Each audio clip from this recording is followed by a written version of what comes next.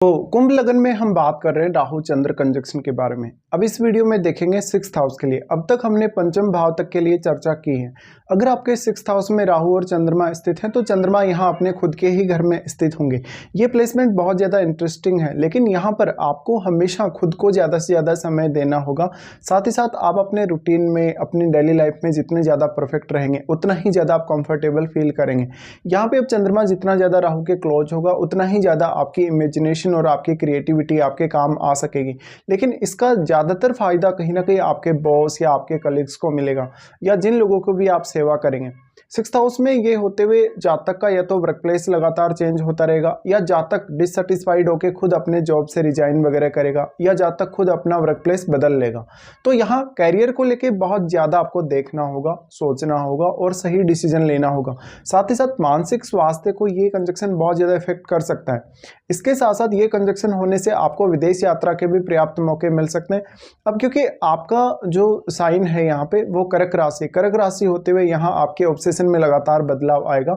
तो आप किसी भी अपने रिश्ते, स्पेशली मदर के साथ या अन्य रिश्तों के साथ भी कितना ज़्यादा इमोशनल होते हैं या कितना ज़्यादा प्रैक्टिकल तौर पे सामने आते हैं। यहाँ पे आपको इमोशनल होने के लिए कोई भी स्थान नहीं है, क्योंकि आप इमोशनल होते हैं तो राहु आपको और ज़्यादा इल्यूजन में डाल सकते हैं।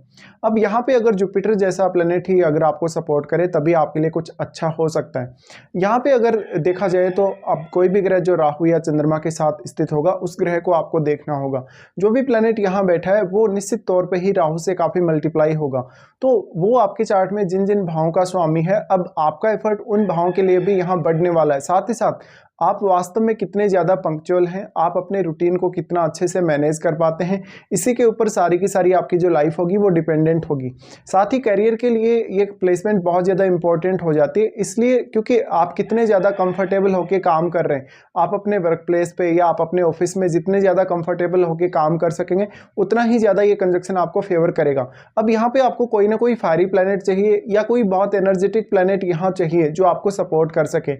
ऐसा जब तक कंपटीशन फेस करते हुए अपने जीवन में कैरियर को स्टार्ट करने से पहले बहुत ज़्यादा हार्डवर्क करेगा, लेकिन उसकी मेहनत के अकॉर्डिंग कभी कभी उसको परिणाम मिलेगा नहीं। तो अगर यहाँ बहुत ज़्यादा इमोशनल होकर डिसीजन लेते हैं या किसी भी तरीके से कुछ ऐसे फैसले लेते हैं जो काफ़ी क्विकली आपने लिए हैं और बिना सोचे समझे लिए हैं, आपने खुद को पर्याप्त समय नहीं दिया, उस केस में आपके बहुत सारे फैसले गलत होने के चांसेस रह जाते हैं।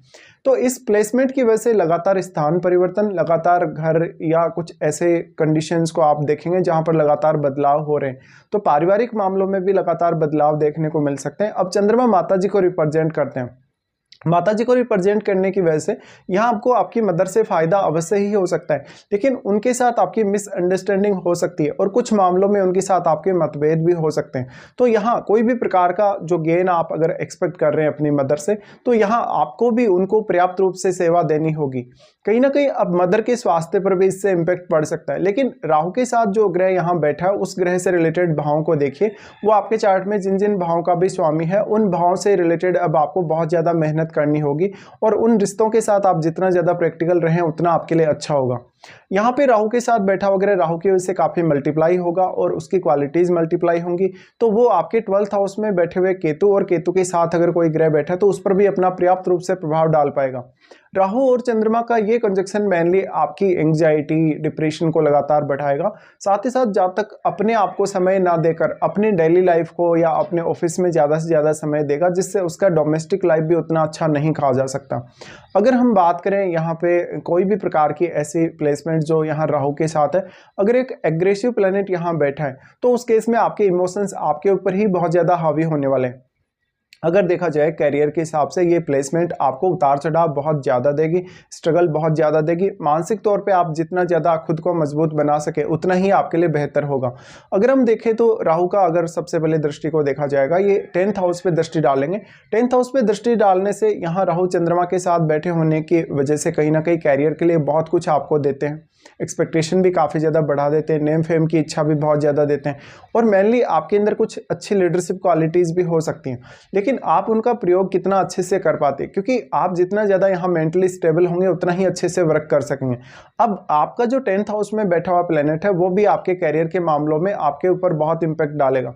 तो क्योंकि राहु यहाँ 10th हाउस पे दृष्टि डाल रहे हैं, 10th हाउस पे दृष्टि होने की वजह से आप कैरियर में कितना ज़्यादा स्टेबिलिटी ला सकते हैं अपने खुद के प्रयासों के माध्यम से, और कितना ज़्यादा स्ट्रगल फेस कर सकते हैं, ये आपको देखना होगा। साथ ही साथ जितना अच्छे से आप प्लानिंग करके काम करेंगे उतना आपके लिए फेवर करेगा। लेकिन देखिए, राहु किसी भी प्रकार की बाउंडेशन को फॉलो नहीं करता, या राहु को वास्तव में बाउंडेशन पसंद नहीं है, इसलिए आप हमेशा स्वतंत्र रहना पसंद करेंगे। तो आप अपने बॉस की या अपने कलीग्स की कभी भी सुन नहीं सकते। इसके साथ साथ आपका उनके साथ या तो झगड़ा होगा, या वो आपके कुछ क्वालिटीज़ का फ़ायदा उठाएंगे, आपकी कोई अच्छी एडवाइस का या आपकी कोई भी अदर स्किल का। उसके बाद यहाँ पे राहु और चंद्रमा दोनों का ही दृष्टि पड़ता है 12th हाउस पे। अब लेकिन अगर राहु के साथ कोई भी प्लैनेट नहीं बैठा है तो राहु और चंद्रमा ही सिर्फ आपके 12th हाउस पे अपना प्रभाव डालेंगे। उस केस में केतु अपने साथ बैठे हुए ग्रह को सबसे ज़्यादा प्रभावित करेंगे। बट अगर राहु के साथ कोई प्लैनेट बैठे है आपके 6th हाउस में, तो वो प्लैनेट का संबंध आप देखिए, चंद्रमा के साथ भी देखिए और राहु के साथ भी। अगर वो ग्रह यहाँ राहु के साथ मित्रवत है तो निश्चित तौर पे आपको 12th हाउस रिलेटेड मैटर्स में कुछ फायदे मिल सकते हैं, जैसे फॉरेन सेटलमेंट वगैरह में, अपने खर्चों को मैनेज करने में। लेकिन अब केतु कितना ज़्यादा प्रभावी है, राहु भी वैसे यहाँ केतु को प्रभावित अवश्य कर रहे हैं, लेकिन राहु और केतु के मध्य 180 डिग्री का जो एंगल बना है उसकी वजह से कहीं ना कहीं राहु उतना ज़्यादा केतु को प्रभावित नहीं कर पाएंगे। वो एक सीमा तक ही केतु को प्रभावित कर सकते हैं। बट केतु के साथ बैठा हुआ ग्रह, क्योंकि केतु ने उसकी क्वालिटीज़ को एब्जॉर्ब किया है, इसलिए उस ग्रह विशेष को लेकर भी आपको ज़्यादा मेहनत करनी होगी।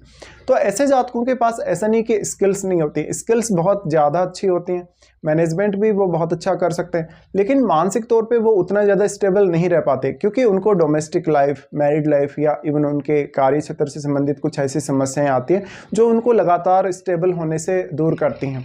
उसके बाद राहु का दृष्टि आ जाएगा आपके 2nd हाउस पे। अब राहु का दृष्टि 2nd हाउस पे आएगा तो ये फॉरेन से इनकम के लिए अच्छा है, फॉरेन में सेटलमेंट के लिए बहुत अच्छा कहा जा सकता है। लगातार अगर आपकी विदेश यात्राएं होती रहे या कुछ लंबी दूरी की यात्रा होती रहे तो आपके लिए फेवरेट कहा जा सकता है। यहाँ पे अब राहु वाणी स्थान पे दृष्टि डाल रहे हैं, और जब वो चंद्रमा के साथ बैठ के इस तरीके से अगर दृष्टि डाल रहे हो तो ये कहीं ना कहीं आपकी वाणी के लिए अच्छा होगा। आप थोड़े से मैनिपुलेटिंग हो सकते हैं, लेकिन कहीं ना कहीं आपकी वाणी का जो प्रभाव है कुछ हद तक वो बहुत अच्छा हो सकता है। आप बोलने में थोड़ा प्रभावशाली हो सकते हैं, इससे आप अपने फैमिली मेम्बर से भी अपनी कोई भी बात मनवा लेंगे और अपने बॉस या अपने कलीग से भी कभी कभी। बट अगर यहाँ पे चंद्रमा बहुत ज़्यादा क्लोज हुए राहु के तो आपको इमोशनल इश्यूज बहुत ज़्यादा आएंगे। ऐसा होगा कि आप कोई भी डिसीजन लेते हुए बार बार अपने निर्णयों को बदल लेंगे। इसके साथ साथ अब आपको देखना होगा अपनी महादशा को, वास्तव में आपको राहु की या चंद्रमा की महादशा है या नहीं, ये आप जरूर चेक कर लीजिएगा।